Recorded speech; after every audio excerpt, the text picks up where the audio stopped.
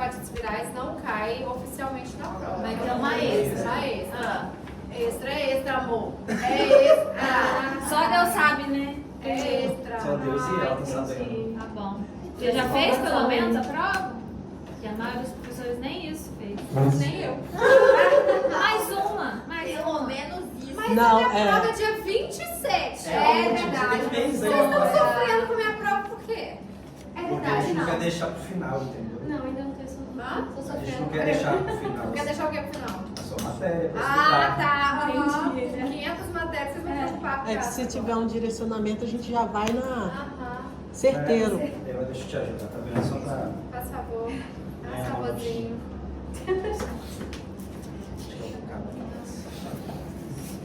Nossa, um episódio, né? É. Isso. A gente parou em tratamento, não foi? Isso. A gente falou de tratar a causa base. Nem dei conta, nem trouxe, nem lembrei. Cabeça já, inclusões. O povo do relatório hoje não vem na aula, não vai no relatório. Vai aparecer, professor. Tá cedo. Tá cedo. 3 horas estão lá. É. Eu acho que ela parece muito bonita. Ah, o seu vale ponto, parece. Ah, é verdade. Claro que aparece. Vai Mas a aparecer. gente que até se esquece. É isso aí já. Eu falo, vocês Isso aí vai ser os pensamentos, só 2 slides da semana Eu só não passada. sou de faltar, mas que eu esqueço quando der conta. Tratamento. Vai ter que soltar. Meu Deus, gente. É igual Eu já sei tudo eu nessa casa. Nintendo, você já teve quando você era criança? Lógico que não. Isso é coisa de menino. Menina não tem Nintendo. Eu nunca tive. Nintendo é um videogame. É. Não. É menino que brinca mais de videogame. Eu brincava, lógico, de Daqui a boneca. pouco vai falar que menino usa azul e menino usa rosa. Não é. Não é. Alguma menina tinha Nintendo? Eu e minha irmã, a gente dividiu com... A quem tinha era Não, você.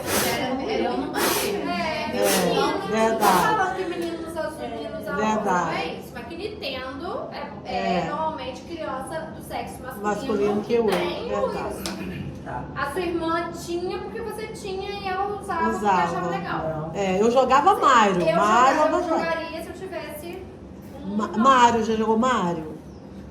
Eu tive um videogame, mas era tão ridículo. Não sei. Era Atari. Por É. quê? Deve ser um Atari. Sei lá, era um trem tão estranho. Vamos lá.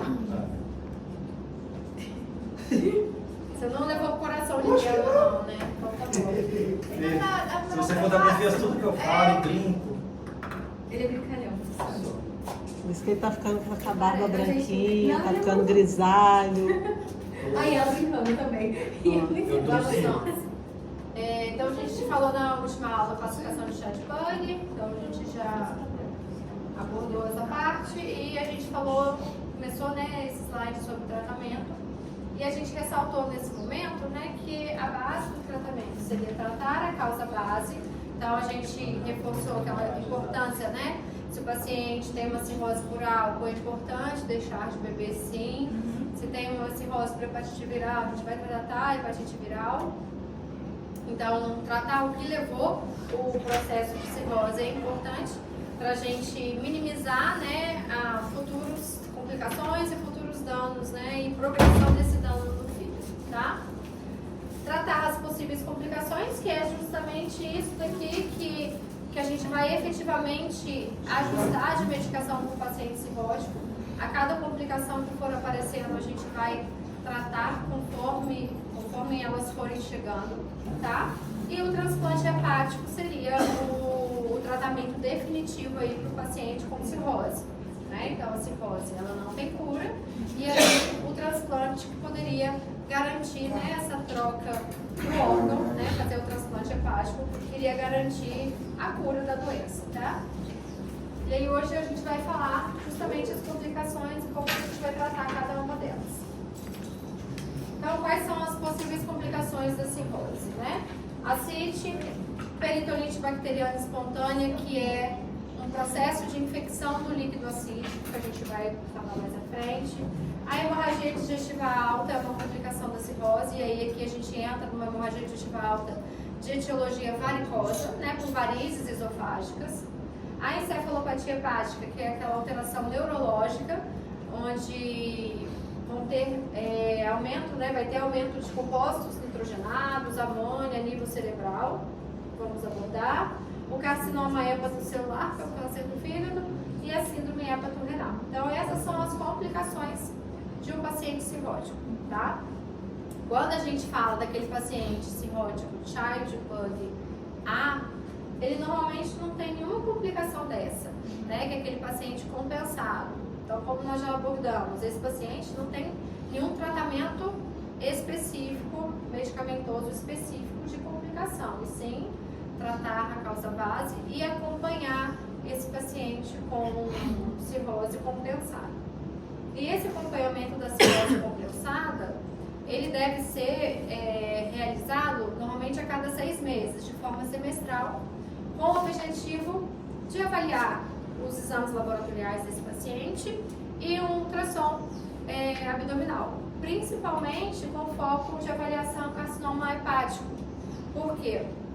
Mesmo tendo uma cirrose compensada, qualquer paciente cirrótico ele tem maior risco de desenvolver o hepatocarcinoma, tá? E aí, a cada 6 meses, a gente precisa sempre investigar esse paciente com exames laboratoriais e ultrassom de abdômen para a gente poder descartar. Mas a gente vai falar também com mais detalhe nessa parte. Então, vamos abordar a CIT. Professor, essas são todos tipo, o paciente está descompensado por causa de outra doença? Não, é a descompensação da própria cirrose. Ah, tá. Que gera complicação aqui. Isso, a descompensação. O paciente cirrótico descompensado em ascite. Paciente cirrótico está descompensado com quadro. Por que na tabela grau A está compensada? O que, irmão? É porque você falou, Mas não pacientes é o A. são grau A. Não são grau A, Ah, porque não eles são, não entendeu? Aquele paciente grau A, ele não trata essas complicações, foi o que eu falei. Não tem necessidade de medicação específica porque ele está totalmente compensado. Ele não tem ascite, ele não está ictérico, a albumina dele está boa, não tem alteração de coagulação, não tem encefalopatia. Então, aquele paciente Child-Pugh grau A, ele é um paciente com cirrose compensada. Você olha para ele, você nem diz que ele tem cirrose. Porém, ele tem um fígado cirrótico, né? E esse fígado cirrótico aumenta o risco de evoluir para um hepatocarcinoma, de aparecerem nódulos hepáticos malignos. Nesse contexto, o paciente Child-Pugh grau A, mesmo que a gente não faça nenhuma medicação específica para o tratamento da cirrose, a gente tem que acompanhar semestralmente esse paciente, por isso que eu falei, tá? Com o objetivo de rastrear para câncer do fígado, tá bom?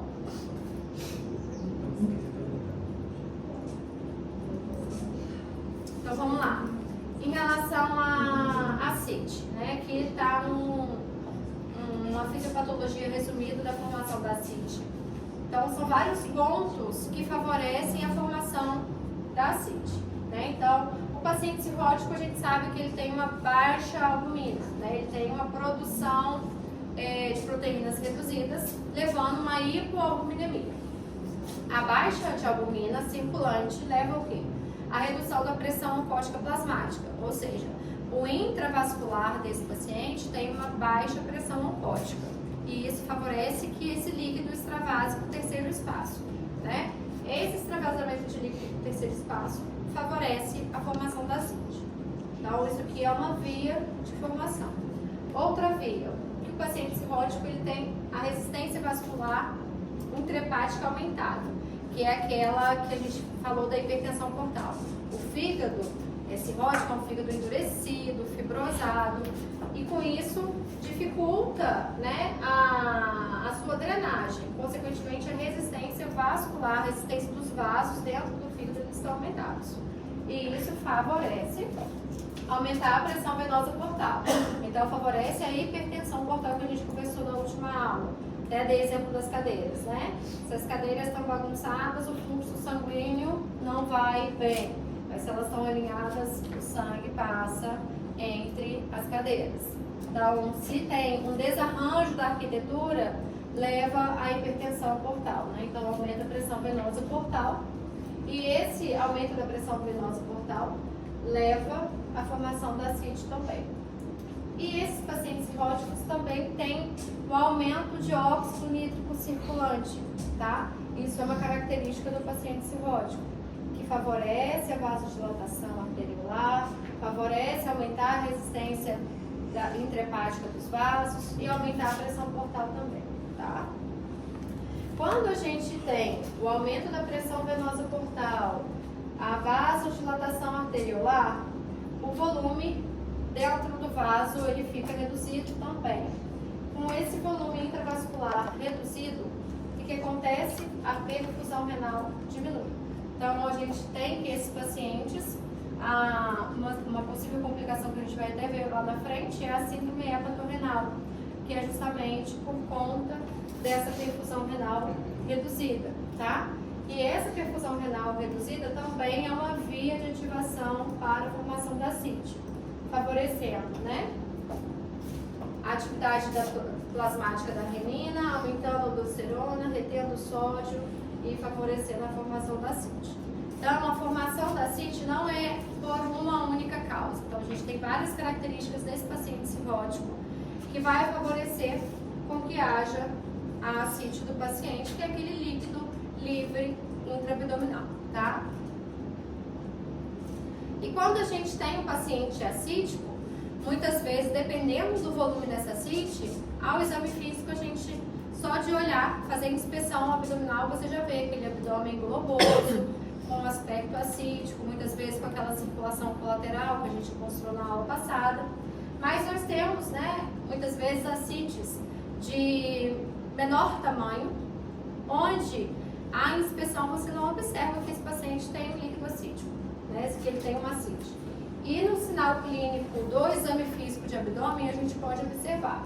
Então a gente tem a maciçez móvel, que é um sinal semiológico para a definição de ascite, semicírculo de Skoda e o sinal de Piparotti, que é aquele clássico que geralmente vocês sempre já ouviram falar e já leram sobre.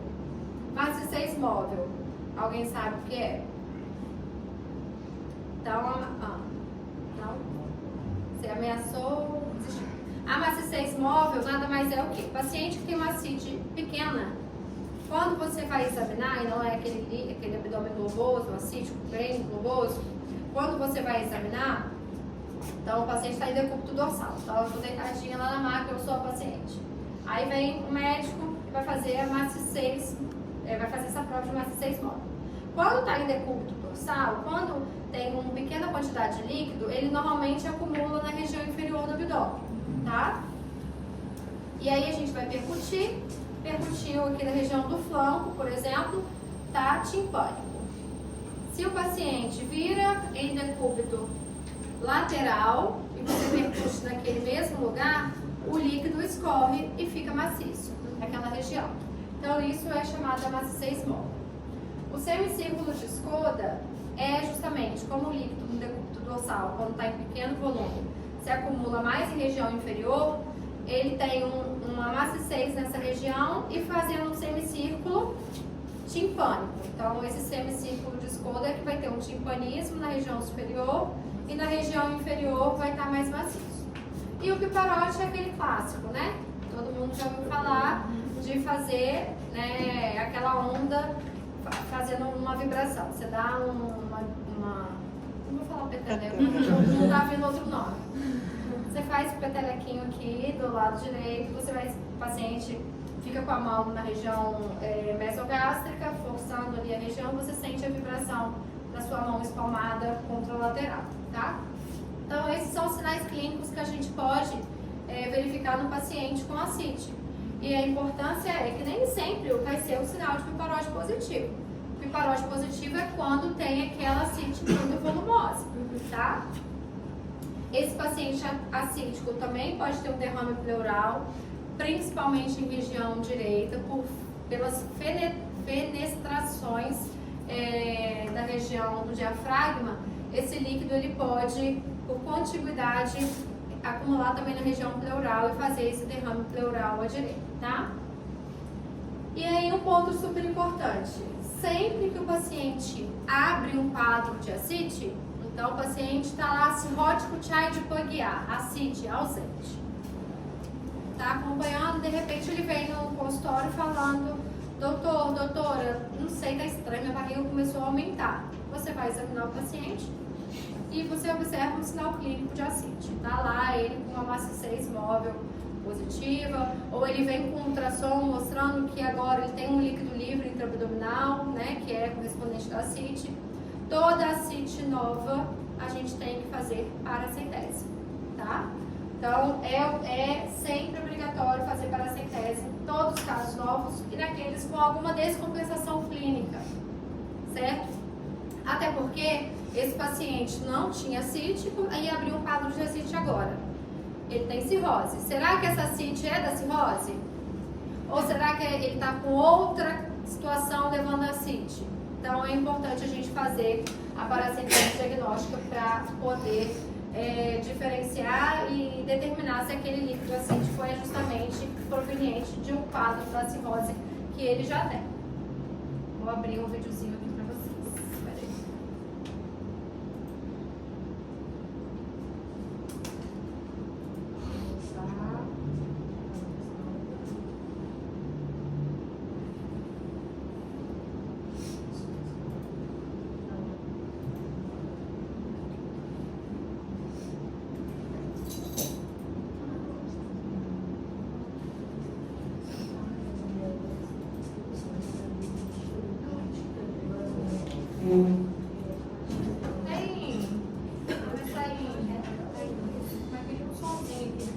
Liga ali pra ver se tá aí.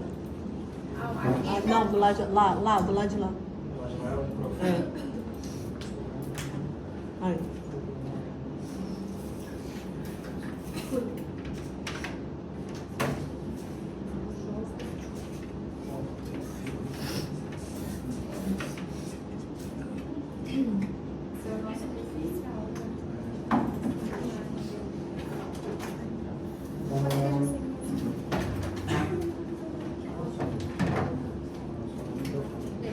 Da vez passada, eu colocava aqui, então tem agora.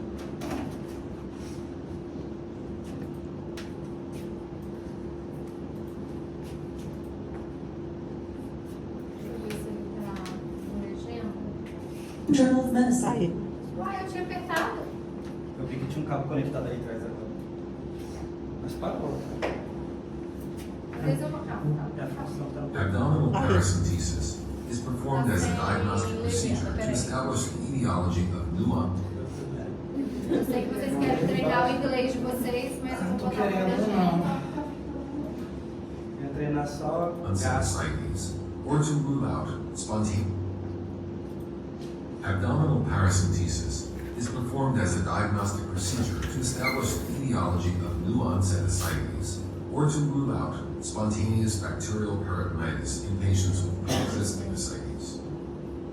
Large volume paracentesis is performed in hemodynamically stable patients with tense or refractory ascites to alleviate discomfort or respiratory compromise. Many patients undergoing paracentesis will have baseline coagulopathy or thrombocytopenia. However, the incidence of clinically significant bleeding during paracentesis is extremely low, and routine use of fresh frozen plasma or platelet concentrates is not recommended. Paracentesis should be avoided in patients with disseminated intravascular coagulation.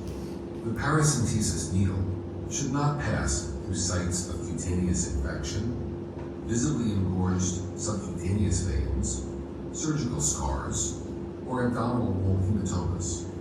Extra caution should be used in pregnant patients and those with organomegaly, small bowel obstructions, or probable adhesions. When available, ultrasound guidance should be used to minimize the risk of intra-abdominal organ injury, especially in patients who are overweight and those with multiple surgical scars.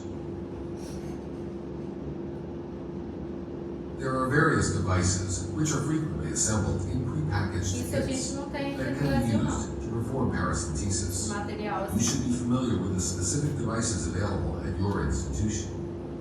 For sterile preparation and administration of anesthesia, you will need a skin cleansing agent, sterile gauze, sterile gloves and drape, and a face shield. You will also need a skin marking pen, 1 or 2% lidocaine, a 10 milliliter syringe, and a 22 or 25 gauge needle. For collection of acidic fluid, you will need an over-the-needle catheter device, a 60 milliliter syringe, and high-pressure drainage tubing. You will also need specimen tubes, large evacuated containers, and a sterile occlusive dressing.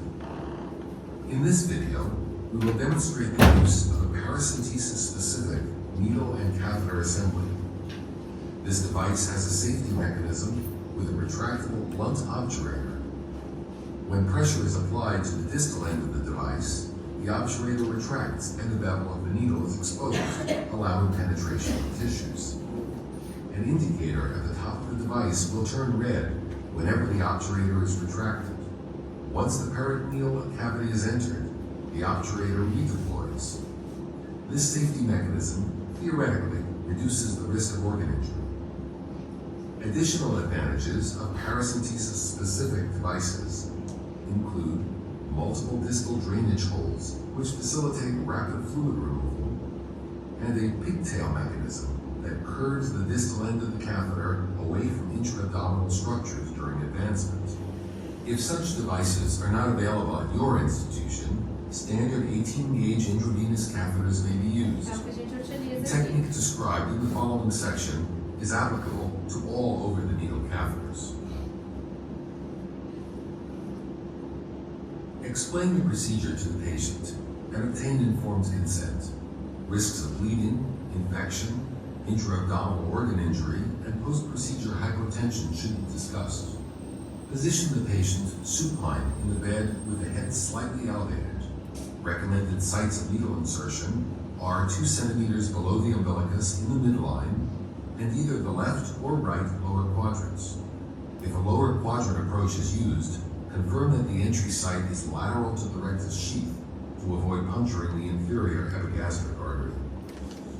If the subumbilical approach is used, the bladder should be emptied before the procedure. If available, Normalmente a gente bedside faz em ultrasound costa should be nível used to esquerda. find an Ou appropriate local onde a location gente that faz a contains consulta. acidic fluid, but is devoid of loops of bowel or solid organs. Mark the site of needle insertion with a skin marking pen. Paracentesis is a sterile procedure. Sterile gloves and a face shield are required. The use of a sterile gown is optional.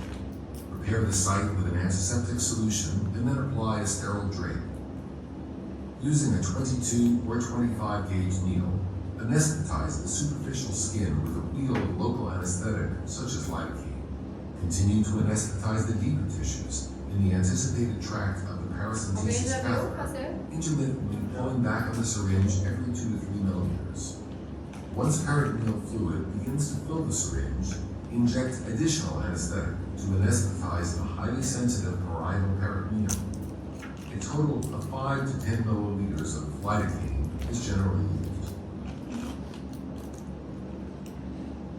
Begin by making a small puncture in the skin with either a scalpel or large gauge needle to facilitate advancement of the paracentesis catheter. Next, advance the catheter through the epidermis. In this video, we will demonstrate an angular entry technique in which the cutaneous site of insertion does not directly overlie the site of penetration into the peritoneal cavity. Alternatively, a Z-tract technique may be used. In this method, the cutaneous tissues are pulled 2 centimeters caudate prior to needle insertion and advancement through the peritoneum. When the catheter is withdrawn at the end of the procedure, the cutaneous entry site will retract to its original position. Both techniques ensure that the cutaneous and peritoneal insertion sites do not directly overlie each other, theoretically minimizing the risk of an acidic fluid leak following the procedure. Intermittently pull back on the plunger as you continue to advance the needle through the subcutaneous tissue. Bedside ultrasound may be used to confirm proper placement. You may feel a sudden loss of resistance when the needle pierces the peritoneum. Immediately stop advancement once the acidic fluid begins to fill the syringe. Next, guide the plastic catheter over the needle and into the peritoneal cavity, and then remove the needle. If a diagnostic sample is required, attach a large syringe to the catheter and aspirate 30 to 60 milliliters of fluid for analysis. For therapeutic large volume paracentesis, attach the high pressure tubing to the end of the catheter and then to an evacuated container. container. Further containers may be used for collection of fluid if necessary. Blood pressure and heart rate should be monitored during large volume paracentesis. Once the desired quantity of fluid has been removed, withdraw the catheter and apply a bandage. Aspirated fluid should be immediately placed into appropriate specimen tubes. A tube without additives should be sent for chemical analysis of albumin and total protein concentrations. An EDTA tube should be sent for evaluation of Isso aí cell é count importante, and né? differential. Sempre que for coletado líquido, a Blood gente culture tem que mandar models para análise should be para poder inoculated avaliar. at the bedside using aseptic technique if spontaneous bacterial peritonitis or other infection is a diagnostic concern. Specimens for other tests, such as cytology or mycobacterial culture, may be sent depending on the clinical scenario and are discussed in further detail in the accompanying written supplement. Analysis of the fluid begins with the determination of the serum ascites albumin gradient. Gradients higher than 1.1 grams per deciliter indicate that the ascites are due to port. Então isso aí, gente, sempre que for feito, né, a coleta do líquido acítico, a gente vai falar depois do vídeo isso, mas só para já pontuando aqui, é feito esse GASA, que é o gradiente de albumina do soro, que reflete o sangue, menos a albumina da ascite, tá? Então simplesmente uma conta, diminui a albumina do sangue menos a albumina do líquido acítico. E aí, se o GASA for maior do que 1.1, é sugestivo de hipertensão portal. Então, beleza, essa CIT, ela é referente à cirrose que o paciente apresenta. Mas se o GASA for menor do que 1.1, se der essa diferença abaixo de 1.1, tem que pensar em outras possibilidades da formação de ascite. Então, pode ser uma peritonite, uma carcinomatose peritoneal, por exemplo, um quadro de pancreatite levando a ascite, pode ser uma ascite secundária a uma síndrome nefrótica. Então, existem outras causas de ascite. Então, não é porque o paciente tem cirrose que obrigatoriamente aquele líquido acítico foi formado secundário à cirrose. Então, essa continha é essencial para a gente poder saber se essa ascite é, por conta da hipertensão portal. Portal hypertension. Gradients less than 1.1 grams per deciliter written supplement. Analysis of the fluid begins with the determination of the serum ascites albumin gradient. Gradients higher than 1.1 grams per deciliter indicate that the ascites are due to portal hypertension. Gradients less than 1.1 grams per deciliter suggest other causes, such as cancer, infection, or pancreatitis. Post-paracentesis circulatory dysfunction may occur after large volume paracentesis and may lead to hypotension, hyponatremia, renal failure, and shortened survival. Although the use of albumin as a plasma expander is controversial, its use is recommended if more than 5 liters of fluid have been removed. Other complications of paracentesis include localized infection, abdominal wall hematomas, and persistent ascites fluid. More serious complications are rare and include hemorrhage, intra-abdominal organ injury, and inferior epigastric artery puncture.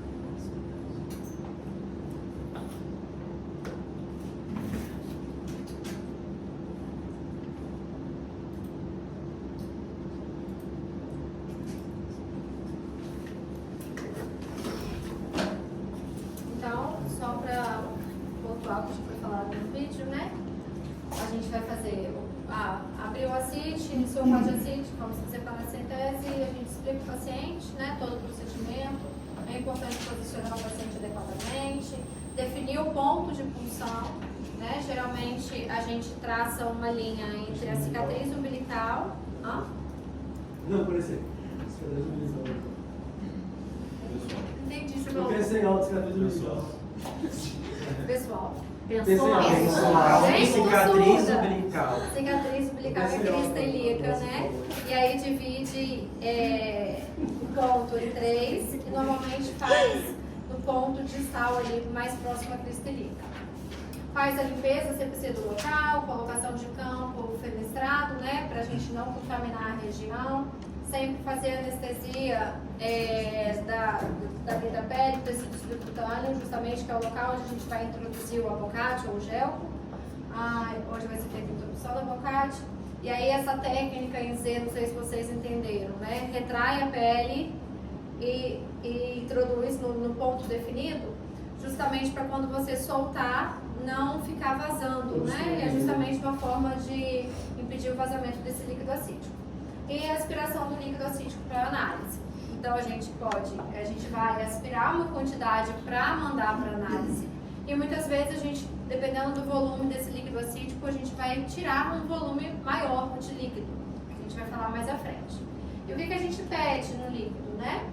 Primeira coisa que vocês já viram, é importante a gente dosar a albumina, né? Pra gente fazer aquele gradiente albumina-sorocite. Mas a gente pode fazer proteínas totais, celularidade total e diferencial é importante, né? Contar quanto de células tem ali dentro daquele líquido, que a gente vai ver se tiver mais do que 250 neutrófilos ou polimorfonuclear, que é a mesma coisa, isso quer dizer que esse líquido tem uma infecção, que é a peritolite bacteriana, tá?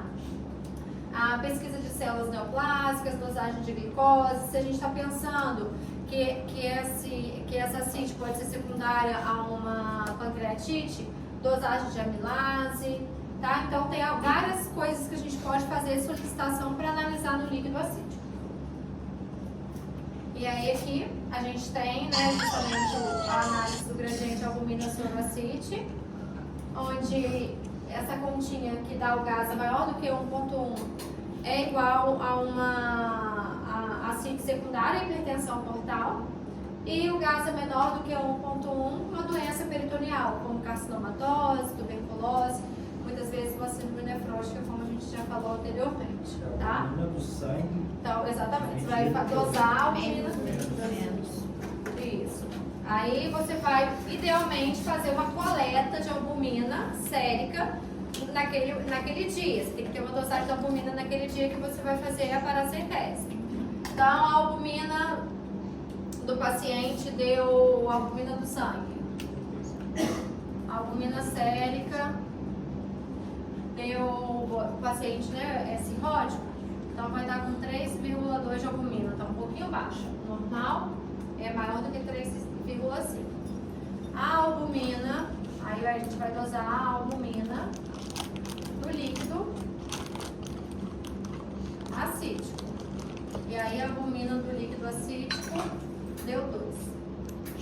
Então, nada mais é do que fazer 3,2 menos 2 é igual a 1,2.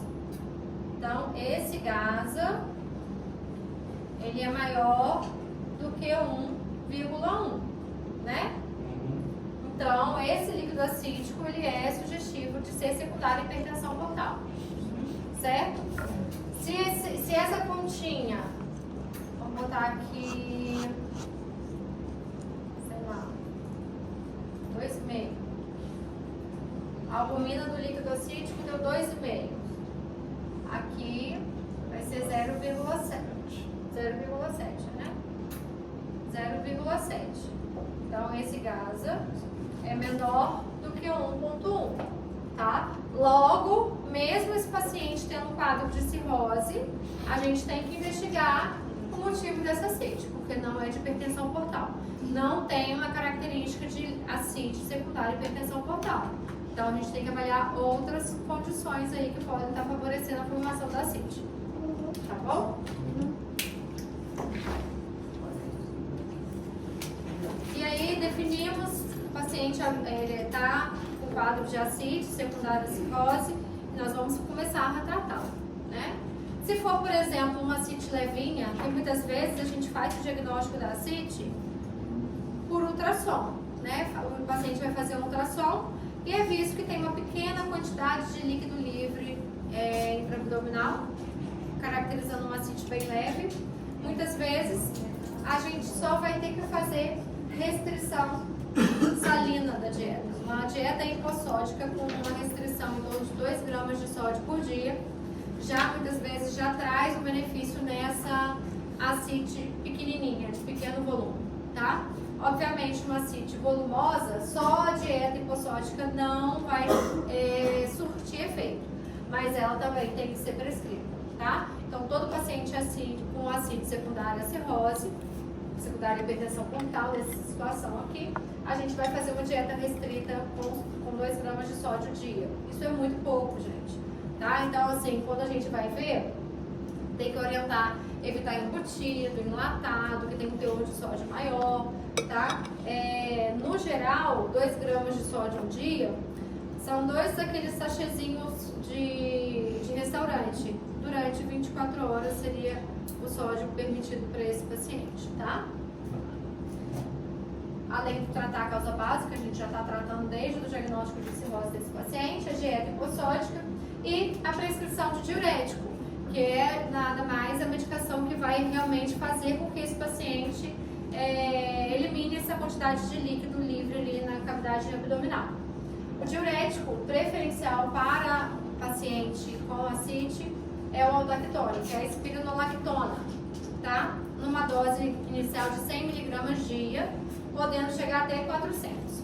Essa dose de 100 mg dia é uma dose maior do que habitualmente a gente vê sendo utilizada. Então, a espironolactona, ela pode ser utilizada como um antihipertensivo, ela pode ser utilizada naqueles pacientes que têm uma insuficiência coronariana, né, já infartaram. Então, o uso habitual que a gente vê da espironolactona são nesses pacientes. E normalmente, nesses pacientes cardiopatas, hipertensos, a dose é de 25 mg dia, é uma dose bem pequenininha. Já que a gente inicia com uma dose maior, uma dose de 100 mg dia. E aí a gente avalia esse paciente como? Né? Então, o paciente inicia o diurético, como que a gente vai poder avaliar que realmente está surtindo efeito o diurético? Diurese, você vai conseguir medir a diurese desse paciente?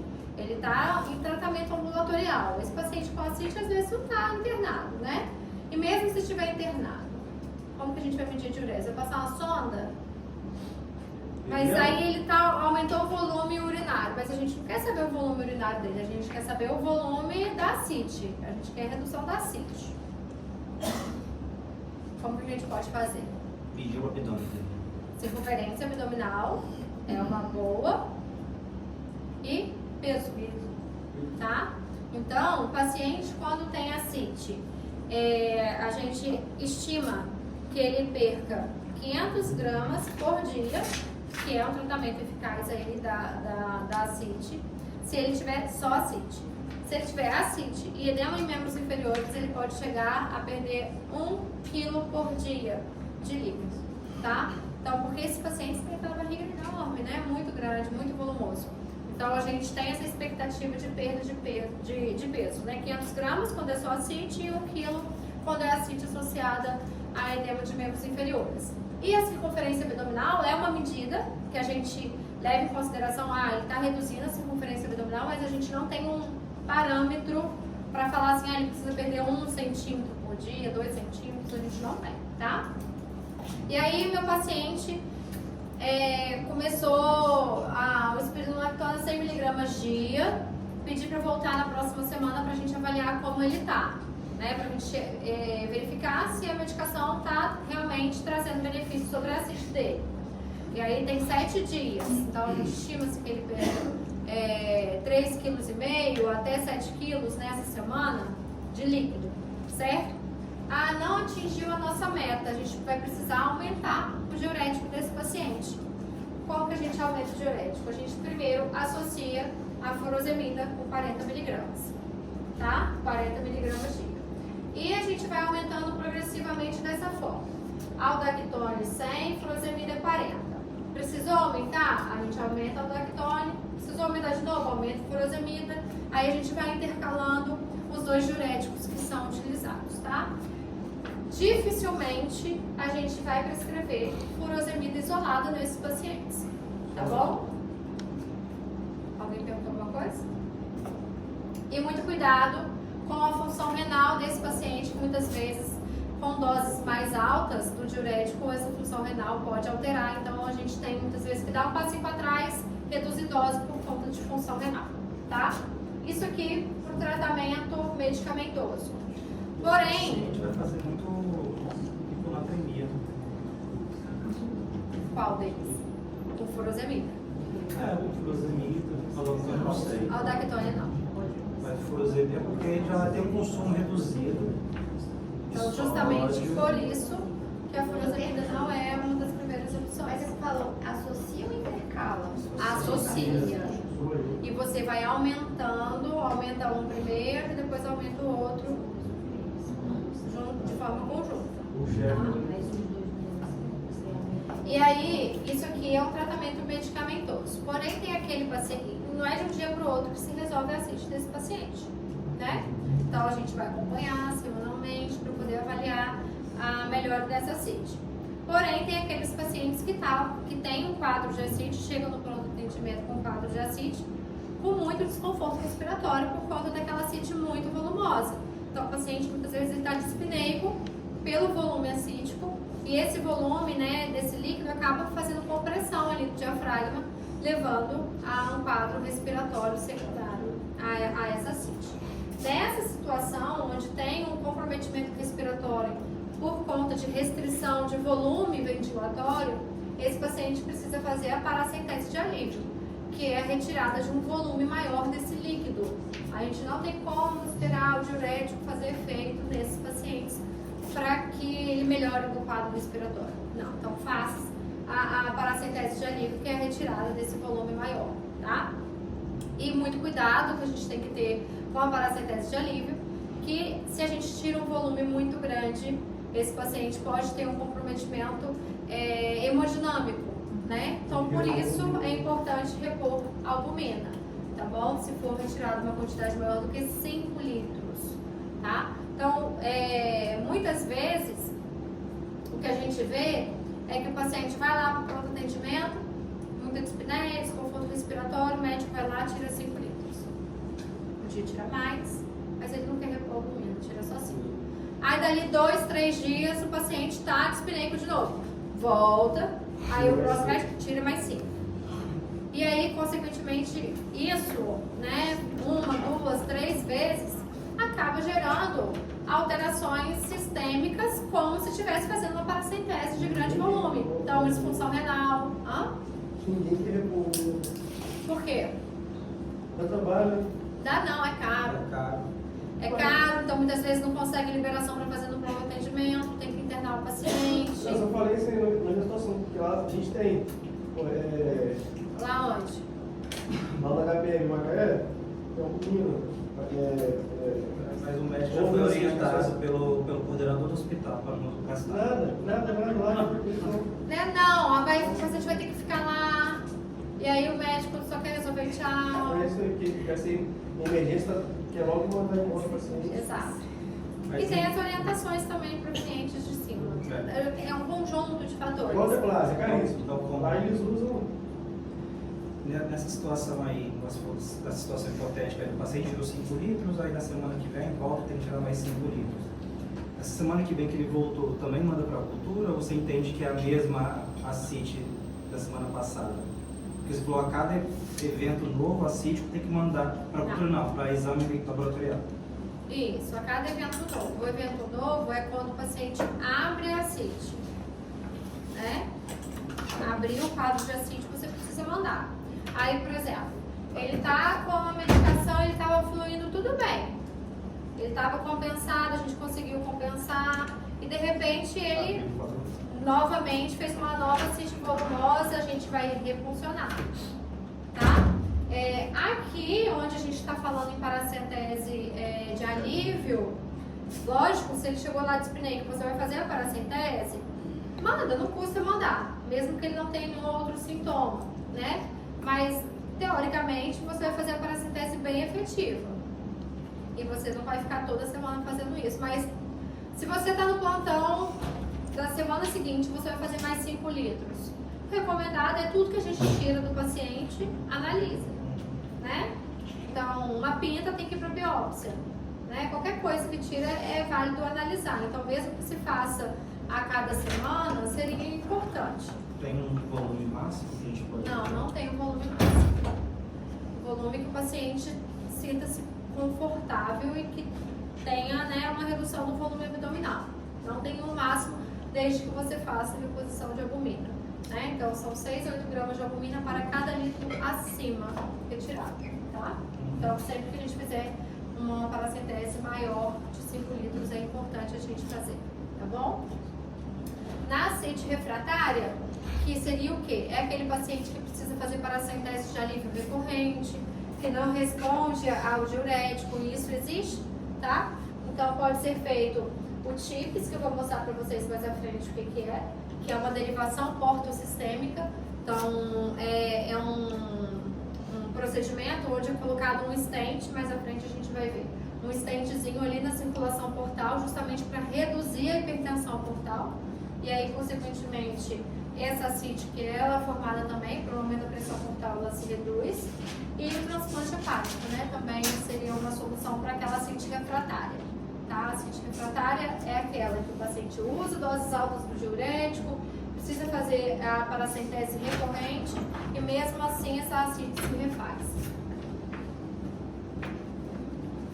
Peritonite bacteriana espontânea é uma outra complicação da cirrose.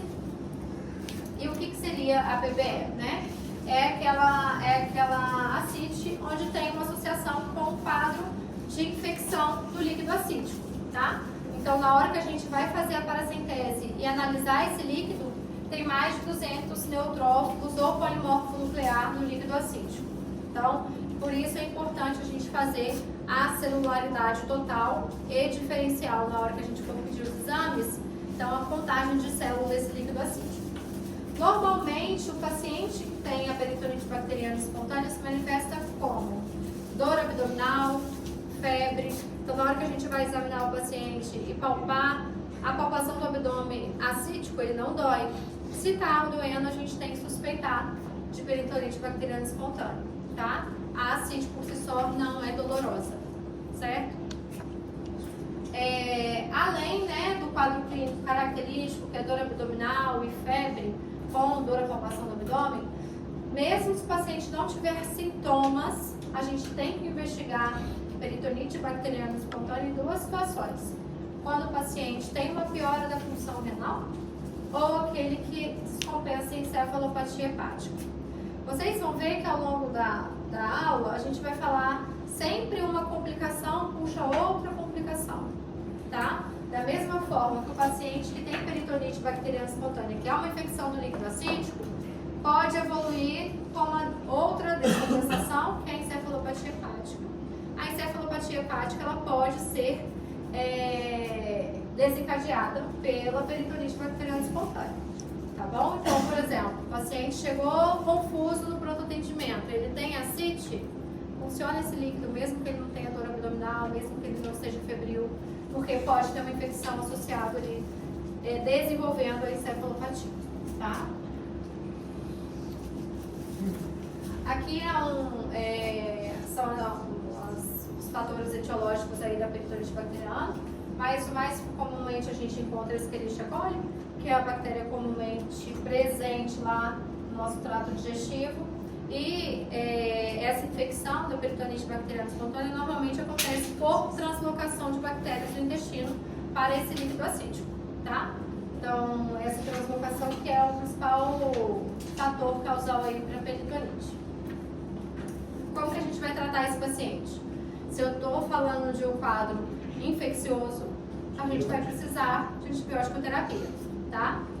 Então, a gente pode fazer cefalosporina de terceira geração, então uma das opções que a gente tem é o ceftriaxone.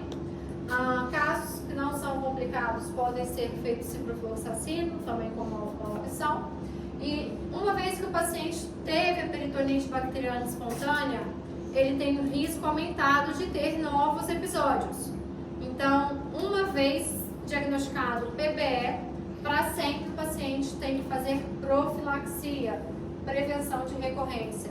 Então, ele vai tomar a vida toda um comprimidinho de norfloxacino, 400 mg miligramas todos os dias para prevenção, tá? Para profilaxia secundária, tá bom?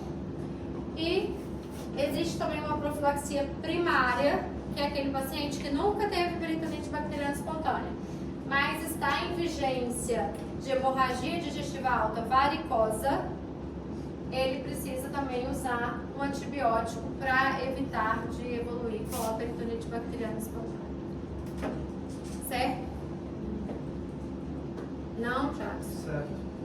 Então, assim, a gente vai tratar com antibiótico, tá? Ceftriaxone por 7 dias, beleza? Por exemplo, uma opção de tratamento.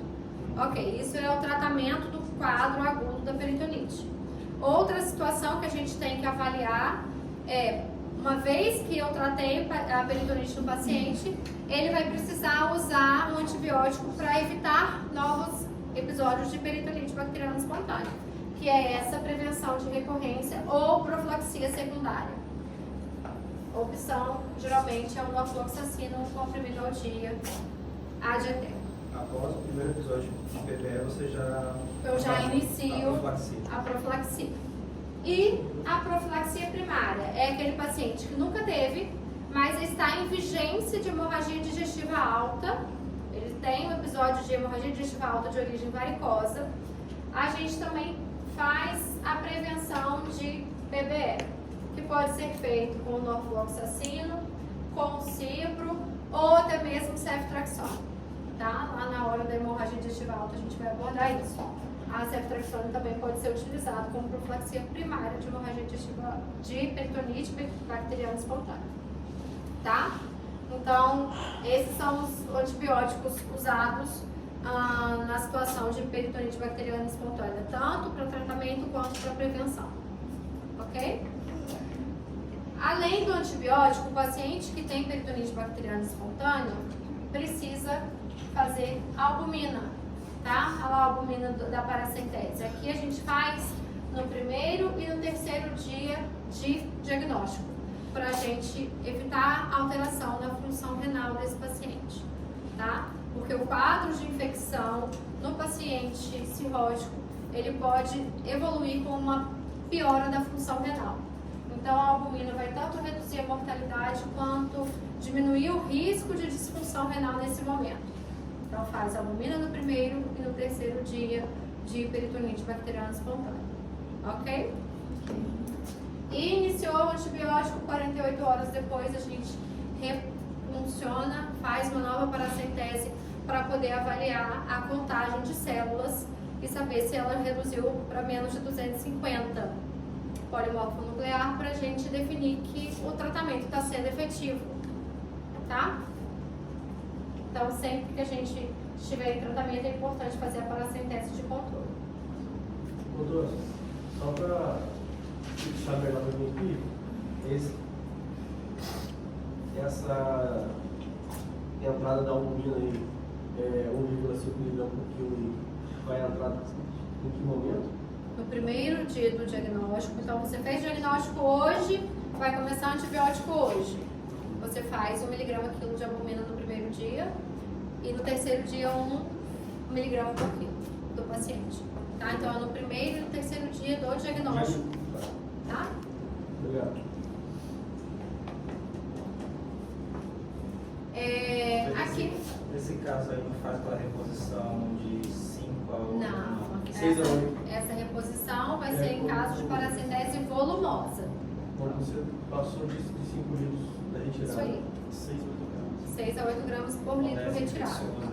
Quando é a peritonite bacteriana espontânea, não é relacionada a líquido. E um detalhe importante, gente, se a gente está suspeitando de peritonite bacteriana espontânea e o paciente tem uma CID muito volumosa e ele está até com restrição respiratória, a gente não vai fazer paracentese de alívio nele. Primeiro a gente tem que tratar a peritonite. Mesmo com restrição respiratória. A gente vai tratar a questão respiratória de outra forma. Tá? Então, suporte de O2, se precisar entubar, vai entubar. Porque dependendo. Depende, né? Então, assim, às vezes só o suporte de O2 vai, porque ele está chegando sem O2 lá para você. Né? Então, se você faz um suporte de O2 e consegue controlar ali 2 dias, que aí com 48 horas, se você conseguiu levar ele, mesmo com um pouco de desconforto, após 48 horas a gente conseguiria, com o tratamento do antibiótico, já fazer uma retirada maior. Mas em vigência de infecção, a gente retirar um volume grande pode ser mais danoso do que trazer benefício para ele. Então a gente tem que equilibrar os Esse pratinhos. paciente que chegou lá, você diagnosticou e entrar aí com antibiótico já para tratar, faria também o diurético? Não, Não. também não pode fazer. É muito Por quê? Por que eu não posso fazer diurético? Porque ele está em vigência de infecção. A infecção, por si só, ela piora a função renal nesse paciente cirrótico, tá? Então, por isso o objetivo da albumina, né? Para diminuir a chance de disfunção renal desse paciente. E entra o antibiótico. Albumina e antibiótico. O diurético é depois do tratamento também da PBE. Então, a ideia é, a PBE é uma complicação da ascite, mas em vigência de PBE, a gente não trata a ascite. A gente trata a infecção primeiro e o tratamento da ascite vai vir depois do tratamento da peritonite. Chegou lá, então por isso que é importante poupar. Teve dor, PBE. Porque as pessoas chegam lá, ninguém faz a população, só vê lá se Só vê a barriga é pegando. assiste ou não, vão drenar. Vamos fazer paracentese. Então é sempre importante a gente ter a definição de peritonite bacteriana É espontânea. uma das definições que vai ajudar é essa população abdominal. A palpação abdominal, se teve dor, a gente tem que suspeitar de peritonite. Ou se o paciente já chegar relatando, estou com dor abdominal e febre, é uma suspeita de peritonite bacteriana espontânea. A gente não vai fazer, nesse momento, a paracentese de alívio. Tá bom? Aqui é um fluxogramazinho só para juntando tudo que a gente já falou, né? Então, o paciente tem ascite, a gente faz uma paracentese diagnóstica, o GASA, né, do nosso paciente está maior do que 1.1, porque a gente está falando dos pacientes com cirrose. Então, GASA maior do que 1.1 é secundária hipertensão portal do nosso paciente cirrótico. Se eu tenho mais que 250 polimorfo nuclear, eu preciso iniciar antibiótico e fazer o tratamento da PBE. Se eu tenho menos do que 250 polimorfo nuclear, eu não tenho peritonite bacteriana espontânea. Esse paciente tem desconforto respiratório? Não. Vou tratar com diurético. Esse paciente tem desconforto respiratório? Sim. Aí eu vou fazer a paracentese de alívio, paracentese terapêutica, tá? Se eu tiro mais do que 5 litros, é necessário repor albumina. Senão, não precisa repor, tá bom? Então é importante a gente saber se teria a possibilidade de ter PBE ou não para eu poder fazer a paracentese de alívio, aquilo que você falou, tá bom? E hoje tem um antibiótico terapia, a gente poderia acrescentar Albumina. albumina no primeiro e o terceiro. Sim. Então aqui é só um resuminho. Mas pode ser, albumina. Só para fechar aqui. Fechar direitinho, muito bem, parabéns. Nossa, eu achei muito confuso. O que você achou confuso? O tratamento. Se não tem, Em M menor que 250, eu posso colocar o diurético, dar o diurético também. se o paciente não tem desconforto porque ele não tem respiratório, Respiratório. então assim, se o paciente tem PBE, a gente vai tratar a PBE, a gente não vai tratar a ascite, tá? Você esquece a ascite nesse momento, a gente vai tratar a infecção. Se ele não tem PBE, que é como que define se tem ou não, contagem de neutrófilos no líquido, neutrófilo ou polimorfo nuclear. Tá. Teve uma vez na sala, que teve uma aula, que eu acho que eu falei só polimorfo nuclear, não falei neutrófilo. Aí na prova eu escrevi neutrófilo, aí Mas é importante explicar. mas é a mesma coisa, gente. Isso aí é lá de citologia. Eu não sabia. Não tivemos. Vocês não tiveram citologia na vida? Não. Que isso que foi? Enfim, é a mesma coisa. Polimorfo nuclear. ou neutrófilos, é a mesma coisa, tá bom? Então, assim, aqui tá polimorfo nuclear. Se eu escrevo neutrófilo lá na prova, ai, o que é isso? Nem sei o que é isso. A professora trocou. Só em hemato. A professora trocou o nome do negócio, então tá errada a questão. Então, vamos focar aqui, gente. Então, definiu. Tem PBE, trata o PBE. Não tem PBE, aí a gente vai poder tratar a CIT. A definição, se eu vou fazer só o diurético ou se eu vou fazer a paracentese terapêutica, paracentese de alívio, é a questão respiratória.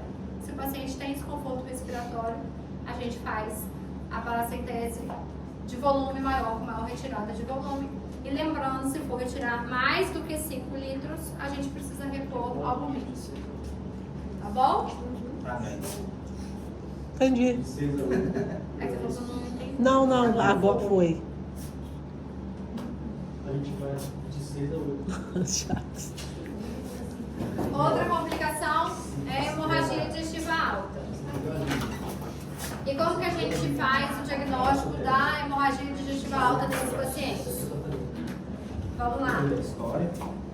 Quadro clínico do paciente, né? A história dele. Pode ter tido um relato de hematêmese, né? Chegou com um relato de vomitei 5 vezes com presença de sangue em casa, né? Ou pode estar apresentando melena, que são as fezes enegrecidas, fezes pretas, com odor bem característico, que quem não conhece um dia vai conhecer e será inesquecível esse momento, porque melena é inesquecível, cheira. O paciente está lá no corredor, você está lá longe, você está sentindo. Tem alguém com melena. Ou o paciente com queda de hemoglobina maior do que 2. Então, quando que a gente vai identificar isso daqui? Por exemplo, paciente que está internado, tratando a CIT, tratando o PBE. E aí a gente faz exames com uma rotina. O exame do dia 4 de junho deu hemoglobina 12. O exame de hoje, 2 dias depois, deu hemoglobina 9. 3 pontos, esse paciente deve estar perdendo sangue para algum lugar. Vamos investigar a possibilidade de hemorragia digestiva alta, tá?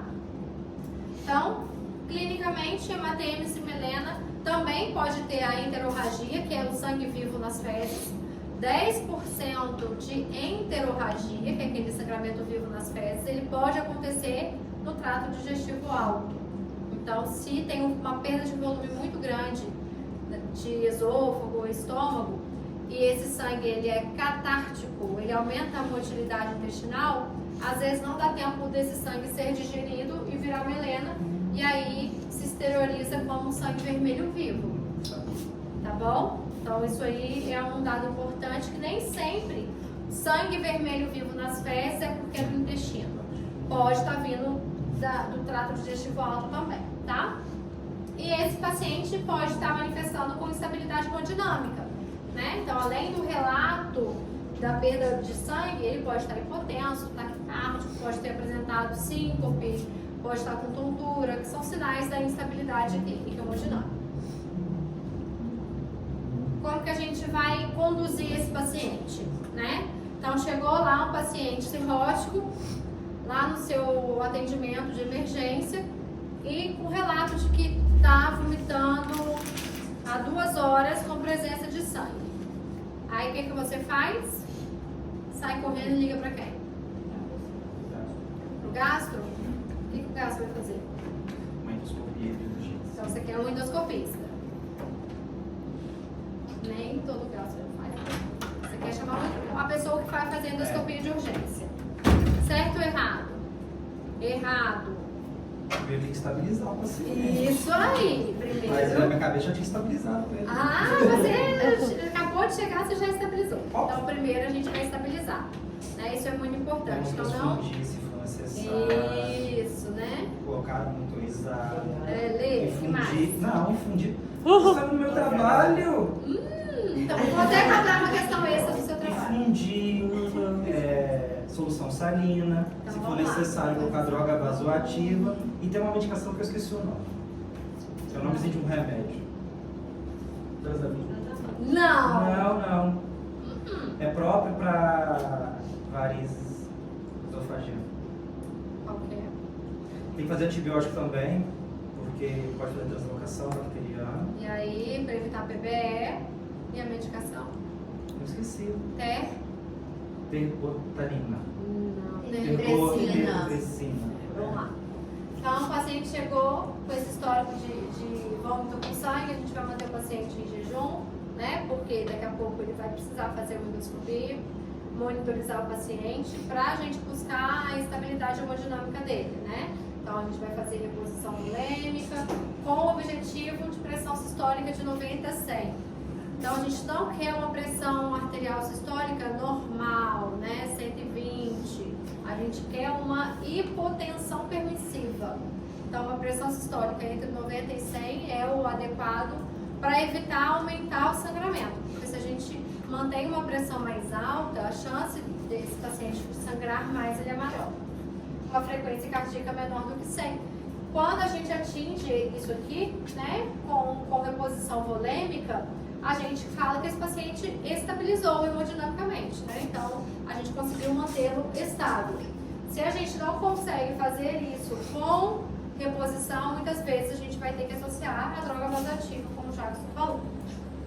Esse paciente precisa fazer coletas de exames na admissão, né? Hemograma, eletrólito, bioquímico, coagulograma, tipagem sanguínea, porque pode ser necessário a gente transfundir.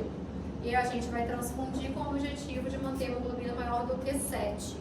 Então, se eu tiver uma hemoglobina menor do que 7, é quando eu vou ter a necessidade de transfusão, tá?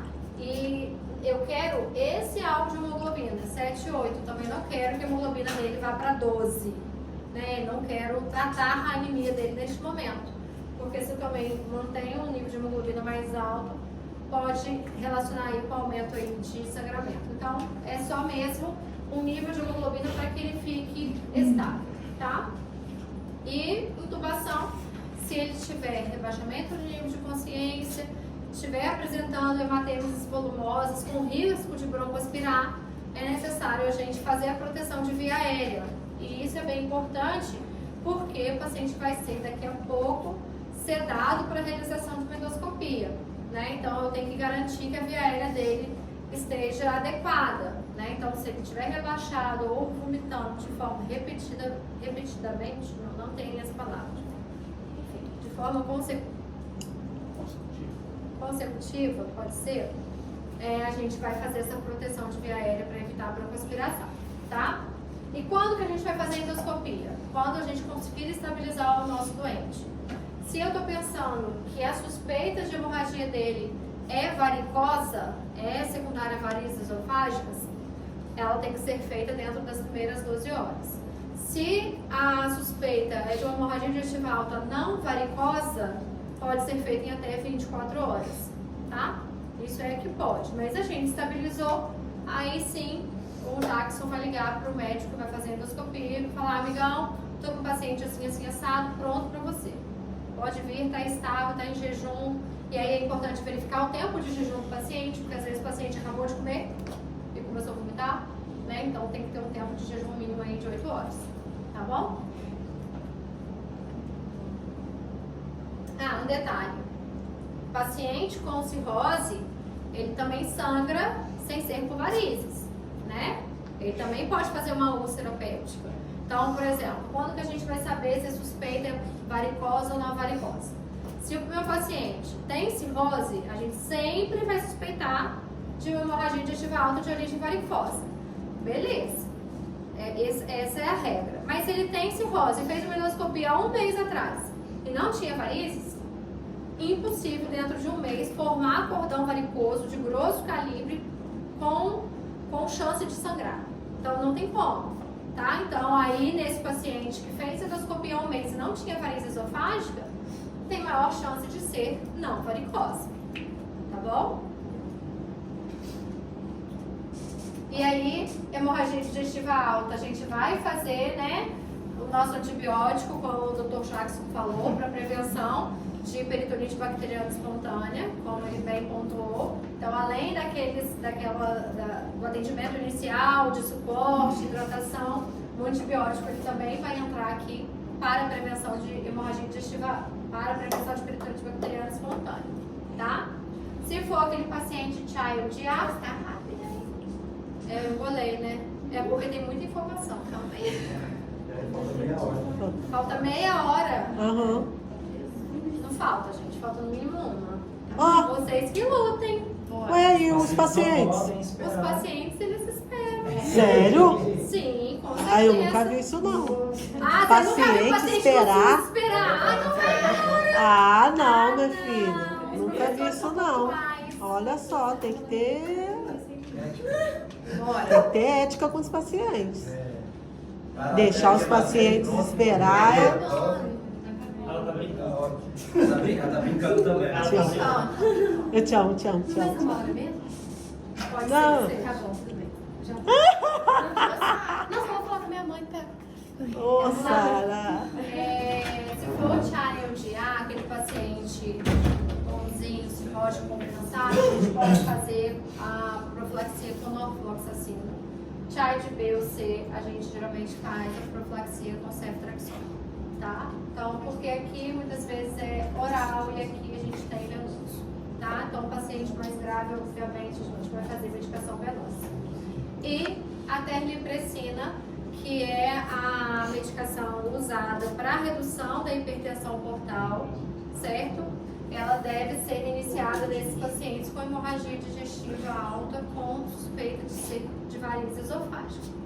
A outra opção é o octreotide, mas na maioria das vezes a terlipressina, que seria a primeira opção aí de início para redução da hipertensão portal, consequentemente reduz o fluxo ali na variz esofágica, tá? Fala. Faz essa também? Terlipressina. Reduzir a hipertensão portal. Reduz a hipertensão portal, tá? E aí, maravilha. Fizemos tudo isso, o médico da endoscopia está chegando. Na endoscopia, o médico vai avaliar e vai verificar a presença de varizes esofágicas, tá? Durante a endoscopia, que for observado sangramento secundário à variz, é feito o tratamento endoscópico das varizes esofágicas, tá? A primeira opção de tratamento através da endoscopia é pela ligadura elástica, que é a colocação de um elásticozinho, deixa eu ver se tem imagem aqui. Tem.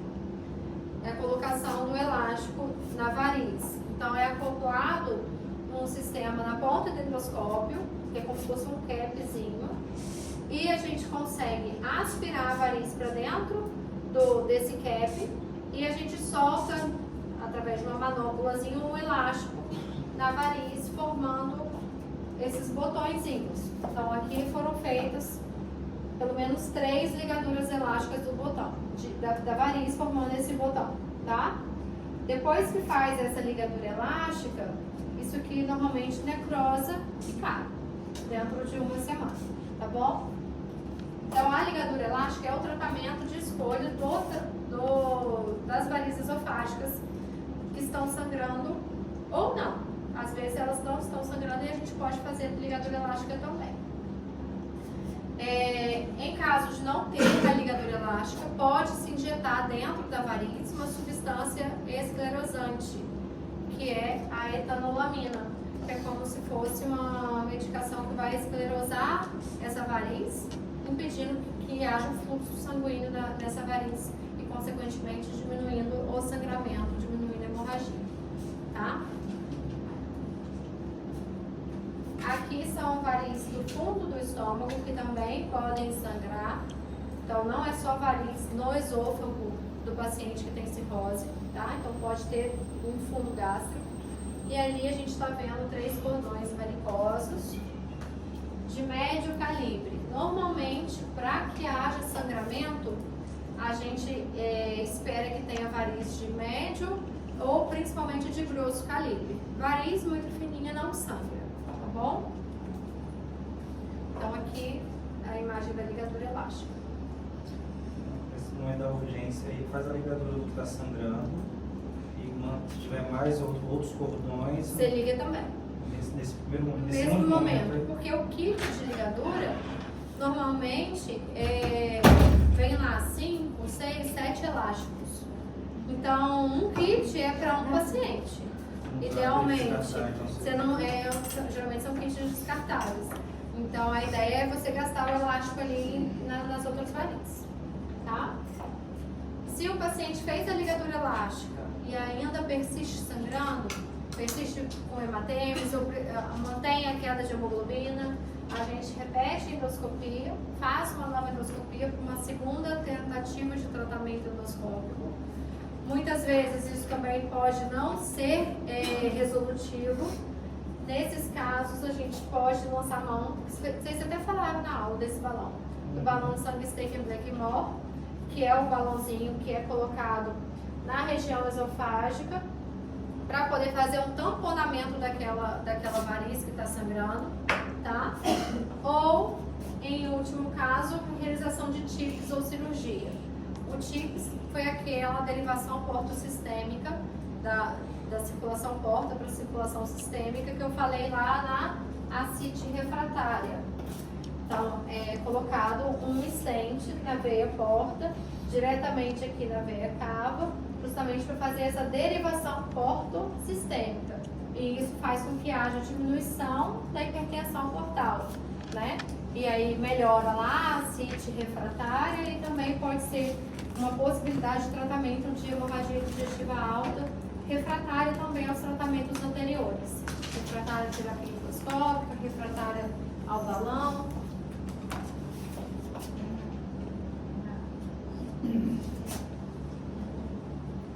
E aqui a gente já falou da profilaxia para bebê, né?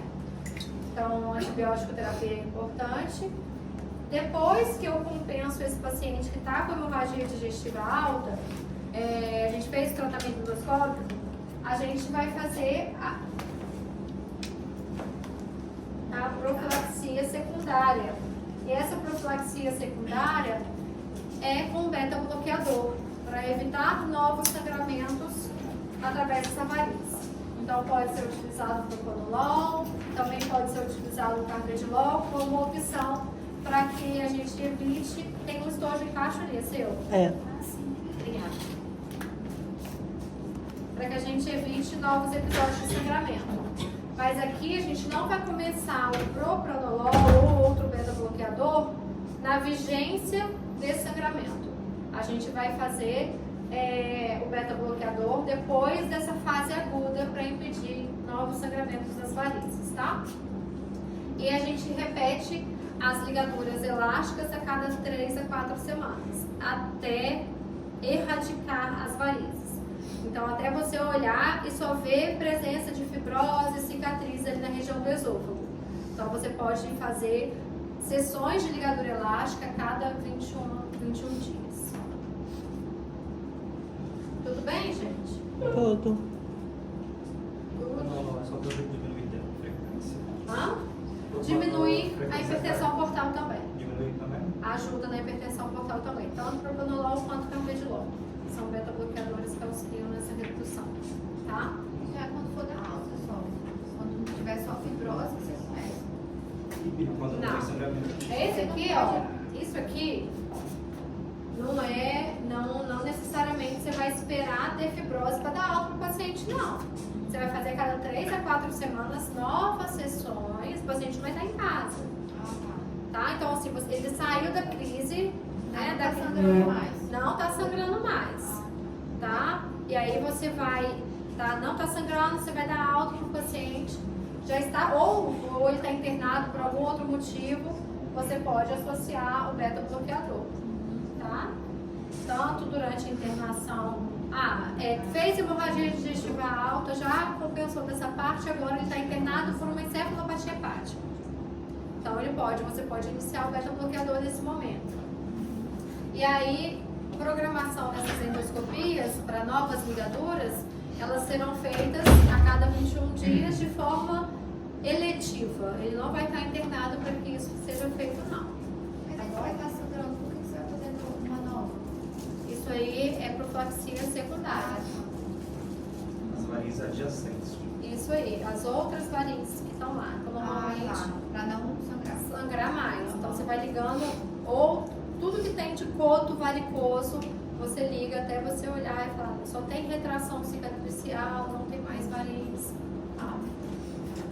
Porque, gente, essas repercussões de hemorragia digestiva alta traz danos importantes para esse paciente. Esse paciente pode evoluir com infecções, porque é paciente que fica grave, né? Perde muitas vezes um volume importante de sangue, pode fazer disfunção renal. Então acaba tendo uma gravidade, porque quando a gente fala em aula assim, parece ser tudo muito simples, né? E na verdade, na hora que vocês forem botar a mão nesses pacientes, vocês vão ver que eles são pacientes complexos e vão puxando complicações. Começou com uma hemorragia digestiva, mas aí evoluiu com a disfunção renal, evoluiu com quadro infeccioso durante a internação, tá? Então, é necessário fazer endoscopia em todo paciente cirrótico, né? Falando para investigação de varizes esofágicas, tá? E essa varize, ela pode ser de fino, médio ou grosso calibre. Então, aqui a gente tem as varizinhas bem fininhas, que quando a gente insufla o esôfago, ela aparece até uma linhazinha, muitas vezes nem aparece direito, assim, de forma clara. Variz de médio calibre na segunda imagem. E na terceira imagem, você mal consegue ver a luz, né? Tudo preenchido pela variz. E aqui, nessas varizes de grosso calibre, a gente vê na parede esses sinaizinhos vermelhos que são chamados de red spots, que é justamente aqui onde tem uma chance grande ali de romper. Então, quando tem esses sinaizinhos avermelhados, que são os red spots, isso aí pode se romper a qualquer momento. Então, esse paciente, quando você vê uma variz assim, você, pelo amor de Deus, vamos fazer uma ligadura elástica, porque a ligadura elástica ela também pode ser usada para profilaxia primária, tá? Então, a ligadura pode ser utilizada para o tratamento de uma hemorragia digestiva alta, pode ser usada para a profilaxia secundária, que é aquele caso que a gente falou de repetir as ligaduras elásticas até a gente secar, vou falar uma linguagem assim, né? Conseguir erradicar as varizes, ou como profilaxia primária de sangramento. Então, quando a gente tem varizes de grossos calibres, com sinais vermelhos, né, red spots, é muito mais seguro eu fazer tratamento e o paciente, por exemplo, nunca sangrou, tá? Então, estou dando exemplo de paciente que nunca teve hemorragia digestiva alta. É muito mais seguro eu tratar esse paciente com variz de grosso calibre, com red spots, com ligaduras elásticas seriadas, do que fazer o beta-bloqueador, tá? Então, é mais garantido, mesmo ele nunca tendo sangrado, com uma profilaxia primária de sangramento, se for grosso calibre, fazer as ligaduras elásticas, tá bom? E aí se faz do mesmo jeito, a cada 3 a 4 semanas, até a gente conseguir erradicar essas varizes. Profilaxia primária, então você não indica beta-bloqueador, não. Na secundária, sim. Primária, se for fino calibre. Entendeu? Entendi. O beta-bloqueador, ele consegue segurar muito bem fino e médio calibre. Grosso calibre, meu filho, liga essas varizes logo que... Não, mas eu penso a ligadura mais o beta-bloqueador na de grosso. A gente mantém um beta-bloqueador até você erradicar as varizes. Tá bom? Show. E muitas vezes, mesmo depois de erradicado, que você não precisa ligar mais, não tem variz esofágica ali. Só que a hipertensão portal continua. Então pode fazer uma neovascularização. Então às vezes a gente acaba mantendo o beta-bloqueador. Mas são particularidades muito específicas, por isso que eu não estou entrando muito em detalhe. Porque essa aula, vocês estão percebendo, é uma aula com bastante informação. Muito. Parece que você gosta bastante também. Tá doido. Eu achei que cirrose hepática fosse Não é só fácil. IBP. Bastante prova, coisa de prova. Hã? 50% da prova vai ser essa aula. Será? Tá doido? Tá em cara. Tem cara? Aí seria muita maldade. Encefalopatia, mais uma complicação para vocês. Não é não, já? O que foi? Rindo de nervoso. Assim. Então, a encefalopatia é uma alteração cerebral, neurológica, secundária, né, a aumento de compostos nitrogenados circulantes no paciente cirrótico. Eles não conseguem fazer a metabolização eficaz desses compostos e há um aumento a nível cerebral, da amônia principalmente, né? E esse depósito a nível cerebral causam sintomas neurológicos. Então, o paciente com cirrose, ele pode manifestar sintomas como agitação, inversão do ciclo sono-vigília. O que seria isso? É aquele paciente que fica sonolento de manhã e fica acordado à noite. Então, ele dorme de manhã e à noite passa a noite acordado. Muitas vezes, ele pode ter uma confusão mental. Então, você está conversando normal com ele, está respondendo, mas quando você questiona dados específicos, do tipo, que ano a gente está, seu José? Qual é o seu endereço? Perguntas mais assim, não de uma conversa informal, né, de uma anamnese, muitas vezes você vai observar que ele tem uma confusão mental, né, que ele não está tão orientado, pode ter uma desorientação. Então, esses sinais seriam sinais de encefalopatia hepática, tá? Onde tem essas alterações neurológicas, mas pode também até evoluir de forma bem grave com coma, tá? Então a gente tem uma graduação da encefalopatia hepática, não precisa ficar gravando o que cada grau apresenta de sintomas, mas no exame físico, além desses dados de avaliação de orientação temporoespacial, outro dado importante é a presença de flapping, que é aquela hiperextensão, não sei se vocês lembram disso, hiperextensão da mão, e o paciente faz esse movimento espontâneo, né, que chama flapping. Flapping é um sinal de encefalopatia hepática. Tá tranquilo aí? O pessoal tá, Ok. o pessoal tá com um tremorzinho ali, assim, leve. Ele já treme natural.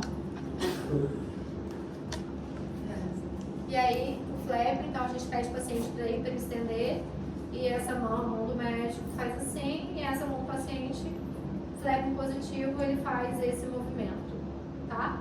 Que seria um dado aí positivo para a encefalopatia hepática. E quais seriam os fatores que poderiam evoluir com a encefalopatia, né? A encefalopatia pode ser episódica ou recorrente, ou seja, pontualmente desencadeada por um fator, ou ela pode ocorrer de forma recorrente. Então, condições que podem levar. Infecção, então, por exemplo, paciente com peritonite bacteriana espontânea pode evoluir como encefalopatia hepática, que a gente já falou. A hemorragia digestiva, excesso de diurético, então são coisas que a gente já falou anteriormente. Então, outras condições do paciente cirrótico também podem evoluir com a própria encefalopatia hepática. Constipação intestinal também pode evoluir, então é importante a gente verificar o hábito intestinal desse paciente, tá? Então, infecção, hemorragia, excesso de diurético, alteração eletrolítica, constipação. Então, sempre que a gente encontra encefalopatia, a gente precisa investigar uma causa. Então, se o paciente chegou confuso lá no nosso pronto atendimento, você avaliou, investigou, flap positivo, tá com encefalopatia. Por quê? Será que ele tem uma infecção subjacente? Então, se ele tem ascite, a gente vai ter que funcionar, né? A gente vai ter que fazer uma paracentese diagnóstica para poder verificar se essa encefalopatia poderia ser secundária a PBE. Será que está fazendo uma hemorragia digestiva? Ou será que ele é só um constipado que está com uma dificuldade ali, absorvendo grande quantidade de compostos nitrogenados a nível intestinal pela constipação, tá? E aí, de tratamento, o que a gente tem? Tratar os fatores desencadeantes, que é o da tabelinha anterior, né? Buscar a causa e tratar a causa. E a gente tem opções de medicação que irão diminuir essa absorção a nível intestinal desses compostos nitrogenados.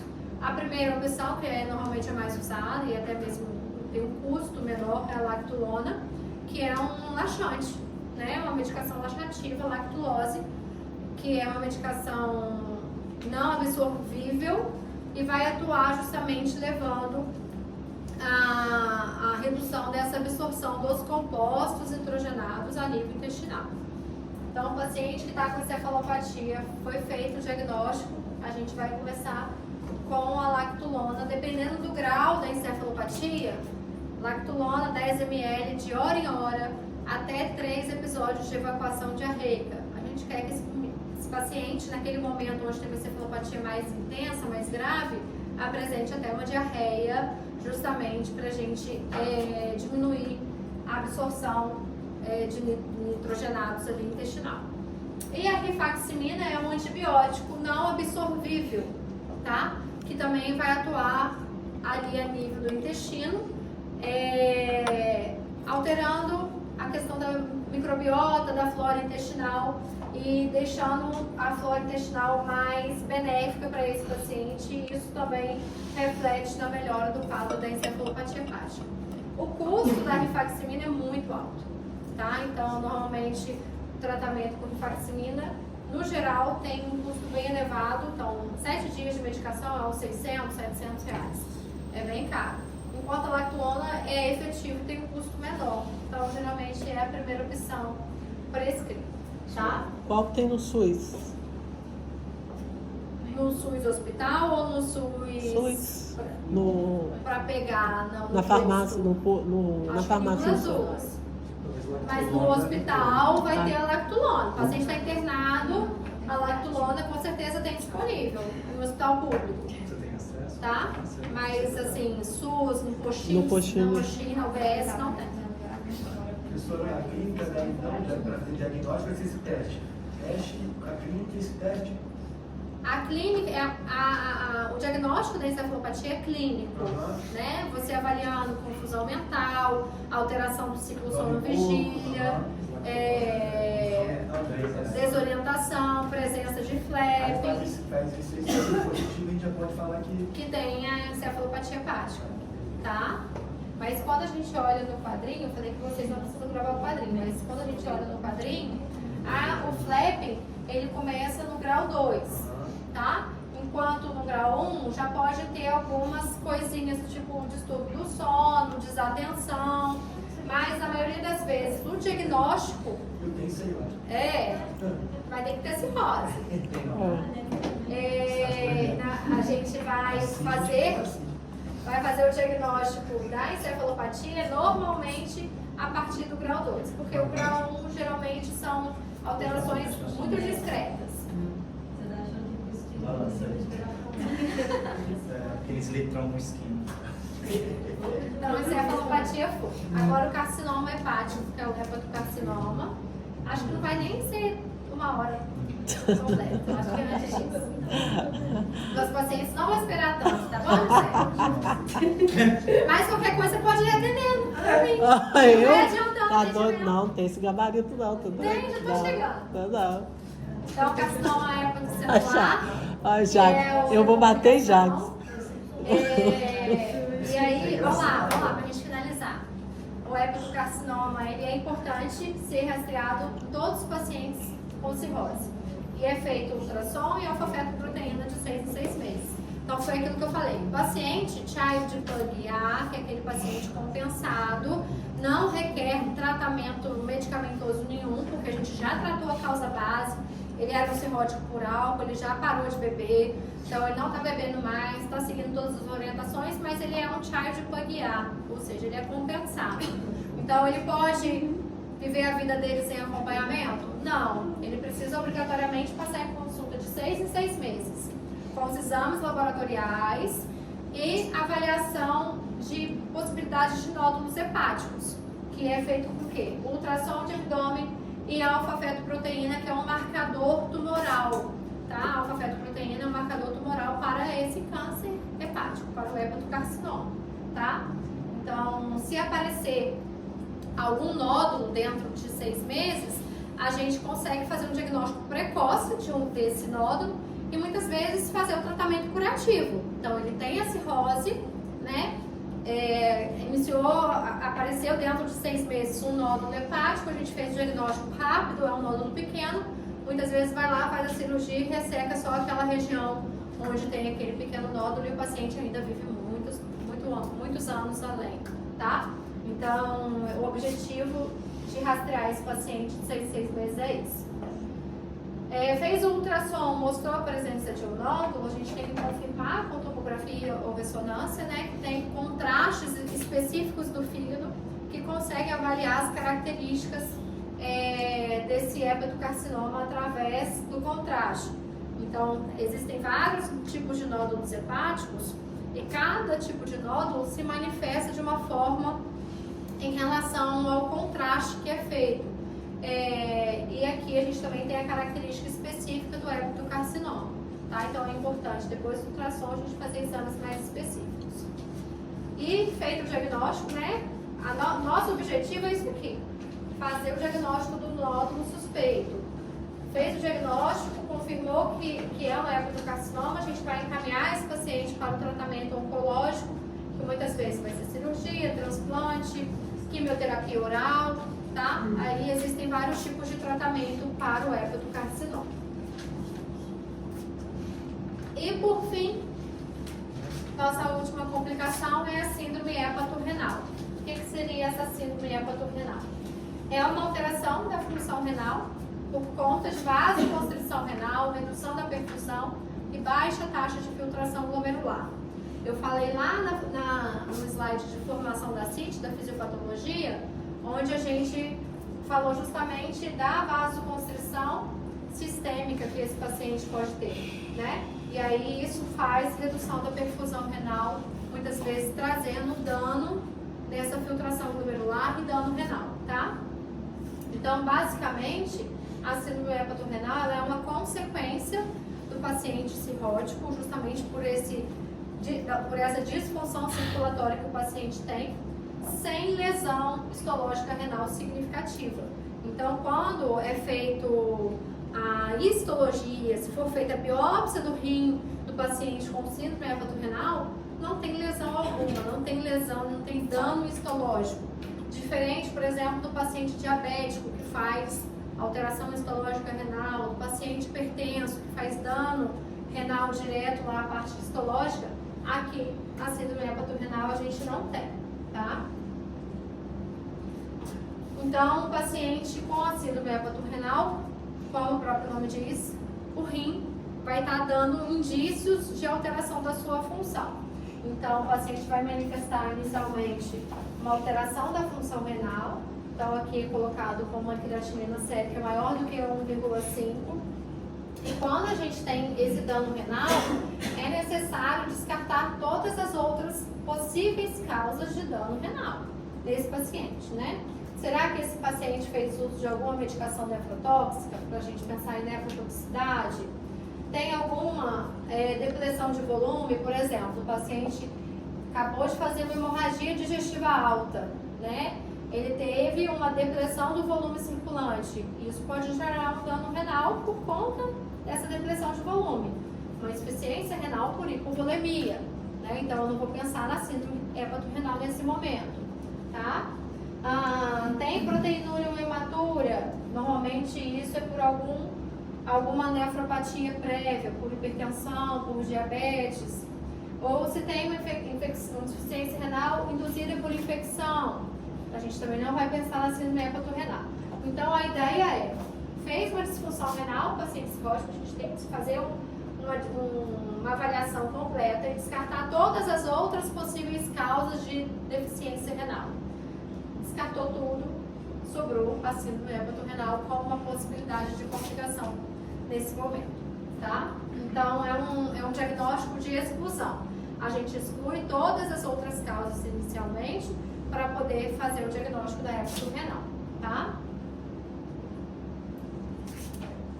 Aqui é uma classificação de injúria renal aguda, onde é visto elevação da creatinina mais do que 50% do valor basal dos últimos 3 meses, ou aumento de 0,3 miligramas por decilitro em 48 horas.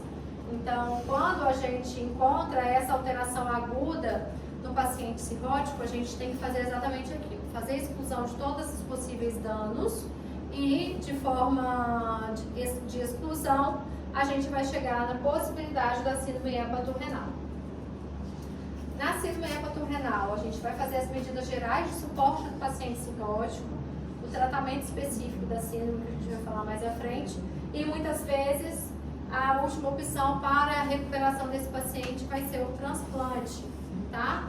Como várias situações da doença hepática terminal. Então, naquele paciente acídico refratário, às vezes o transplante que vai ser o único tratamento possível. Naquele paciente com hemorragia digestiva alta, lá também a gente colocou Muitas vezes o tratamento cirúrgico é o único possível. E aqui na hepato-renal também. A gente sempre tenta medidas clínicas, mas muitas vezes o transplante é a última solução, tá?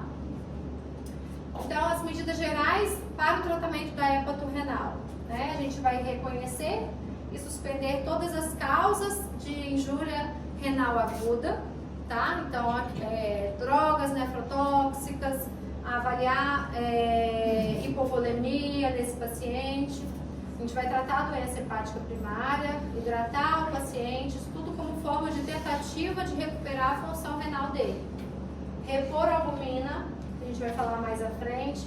Se for fazer paracenteses de amplo espectro, de largo volume, a gente tem que repor a albumina, suspeitar e tratar peritonite bacteriana espontânea e monitorizar a creatinina atentamente. Então, esse aqui é o suporte inicial do paciente que está com lesão renal aguda, tá? Medidas gerais e medidas básicas para avaliação. O tratamento específico da síndrome hepato-renal. Aqui a gente também entra com a terlipressina, que é aquela mesma medicação que a gente usou para tratar hemorragia digestiva alta por varizes esofágicas, tá? Que é um vasoconstritor esplênico e reduz a hipertensão portal.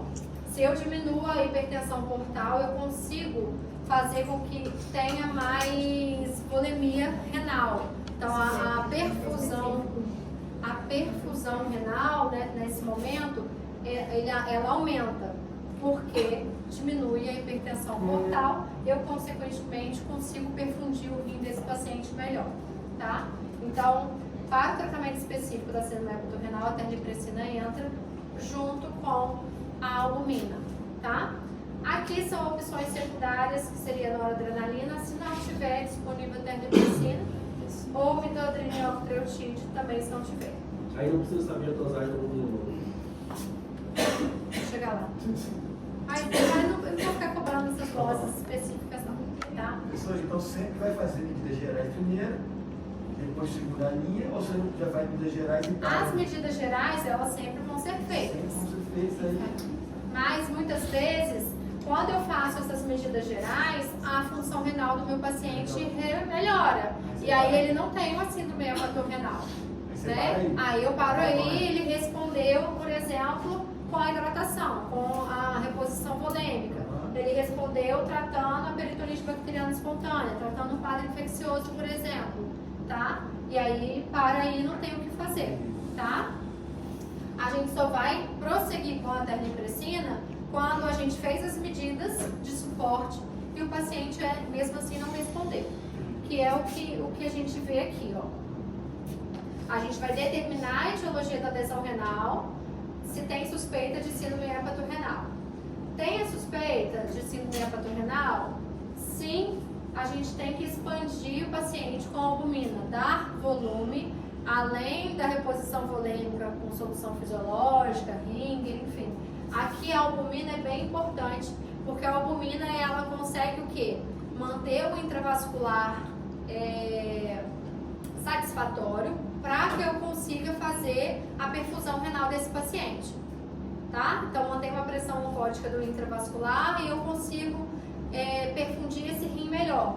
E aí, nesse momento, a gente vai fazer a albumina 1 mg quilo dia, não precisa se apegar à dose, durante 2 dias. Então, eu faço 2 dias de reposição de albumina para aquele paciente que tem uma suspeita de síndrome hepato-renal, tá? Maravilha, 2 dias de albumina melhorou a função renal do paciente? Sim.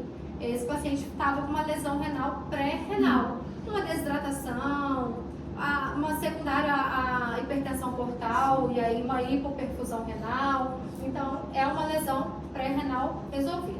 E aí parou aqui, acabou, né? Se não, se eu faço albumina durante 2 dias e esse paciente, essa albumina aqui, ele entra naquelas medidas gerais, tá? Se essa albumina aqui, ele não responde, mesmo fazendo 2 dias de reposição de albumina, 1 mg quilo por dia, aí sim que a gente inicia a terlipressina para ele, para o tratamento específico da síndrome hepato-renal, tá? E aí a gente pode manter se tiver resposta até 14 dias de telemedicina. Ok? Dúvidas? Muitas? Não dá nem pra Podia dar A gente abre um chat. fala que mais, que você vai mais cobrar todas essas matérias para essas coisas. Vou cobrar tudo. Tem pouca matéria. A gente tem doença inflamatória intestinal, Uhum. pancreatite, Só aguda. Sim. tá? Só aguda. Só aguda, exame laboratorial do fígado e cirrose, amor. É tudo. Só. Mas a cirrose dá pra você fazer uma prova. É hepatite alcoólica. Hepatite alcoólica. O que mais específico? Tem 5. Quadro clínico, diagnóstico, tratamento? Sim.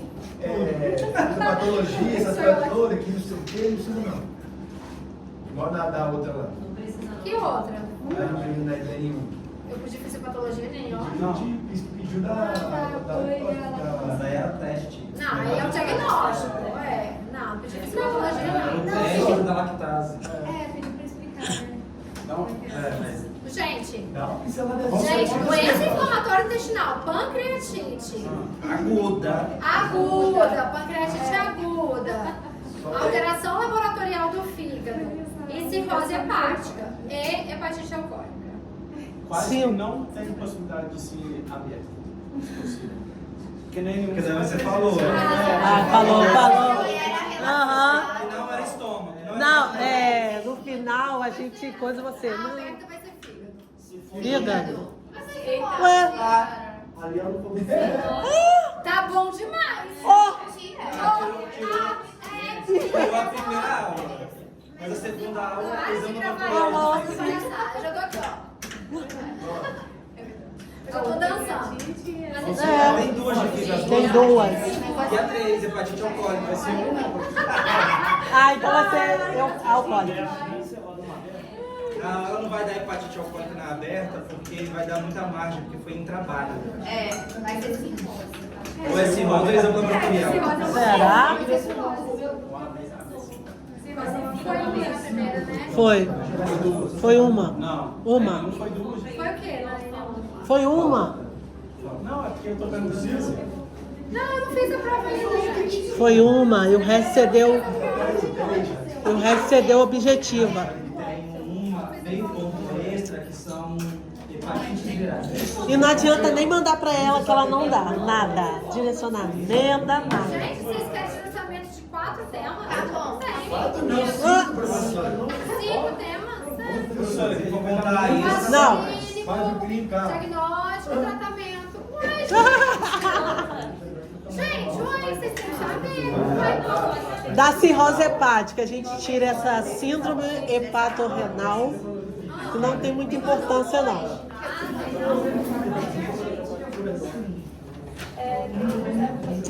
Desse paciente esperando lá, professora, vamos conversar. não. Sai correndo. O paciente não pode esperar tudo e tudo. Eu sabia que você ia falar. mais aqui. Ai, professora. Tchau, gente. Jax.